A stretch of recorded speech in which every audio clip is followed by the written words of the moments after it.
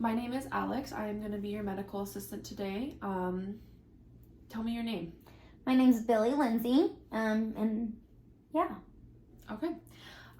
So Billy, are you still currently taking your medications as prescribed? So I am still taking my metformin, and however, the little aspirins, like the little baby aspirins, I'm not taking those anymore. Okay. Why did you stop taking them? So they're kind of just not cutting it.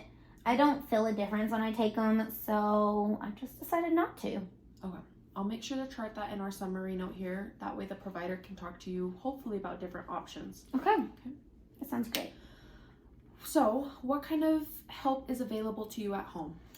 So I have a wonderful wife. She's a really great cook. And I've got some kids at home that like to run around and they keep me young. Mm-hmm. So you say that your wife is a really good cook.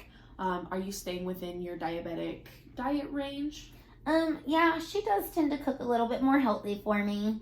The kids don't like it as much, but I try to keep, low sugars, low calories, low sodium, all the things. Great. I'm really happy to hear that.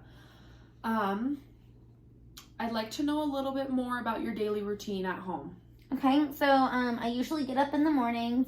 I jump in the shower, grab some breakfast, get ready for work. And then I usually go to work, and then when I come home, my wife cooks me that supper. Mm-hmm. And yeah, that's about it. Perfect. So touching a little bit more in depth, tell me a little bit how you take care of your feet at home. So in the morning when I shower, I just use some soap and water.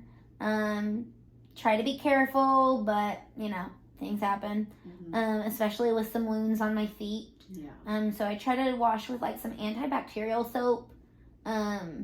Outside of like my scented Old Spice stuff. But yeah, I wash them and then I just pat them dry and put my socks and shoes on.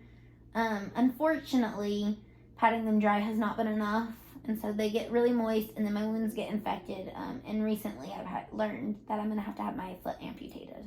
I'm really sorry to hear about that, Billy. I can tell that you're really distressed about this situation, and I just want to let you know we do have resources available to you to help you through this new process. Okay. Some of those are physical therapy, occupational therapy. We also have counseling if that's something that you feel that you need at this time. But also, I do want to know, has your feet changed? Like, obviously, I know you do need to get an amputation, but has the change in your feet, like, have you noticed any discoloration, any odors, anything that kind of sticks out?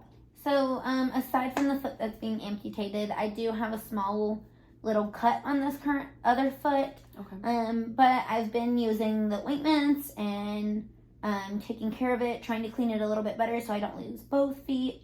But so far, no coloration change on the foot that's not being amputated. Perfect. I will let the doctor know in this note as well. Next, we want to talk about, I know that this can be really hard times for you right now. We're here to provide the best care that we possibly can, and that I just want to let you know we will be here for you through every step of your process. I really appreciate that. Going back to you offering some counseling, physical, and occupational therapy, I do have some questions. Yeah. What's the difference between physical and occupational therapy? So physical therapy is where we're going to really work on your stability, helping you adjust to your new prosthetic. We can help you learn different techniques that you can use, getting out of bed, showering. Everything is going to be a new process. So physical therapy is what's really going to help you get used to this new process of using your prosthetic.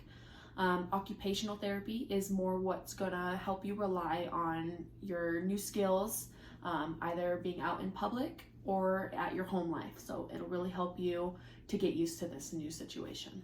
Okay, and then do you have any, do y'all have a list of really good, counselors that you offer? Or? Yeah, so when the provider comes in, we'll give you, a list of different counselors and different clinics that you can refer back to that all support your insurance. Okay, and then I was also told that I might have to go to a rehab. Okay. Rehab, we I'm not 100% sure on if the doctor will provide that for you as another resource. I can definitely ask him, and we will talk about it a little bit more in depth once he comes in. All right. Well, I appreciate your help today, and I think I'm done with questions. Do you have any more questions for me? No, I think that we're good. Okay. I can also actually, now looking at it, I do see that you have been working really hard on your A1C. The numbers are in a controlled range. It is still a little bit higher than what we would like it to. Okay.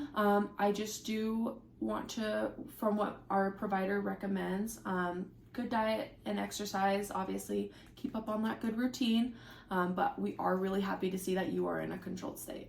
Well, I appreciate that. Thank you so much. Yeah, and then do you have any other further questions or concerns that you want me to relay to the provider? Not at this time. You've been a great help. Thanks, Alex. Perfect, no problem.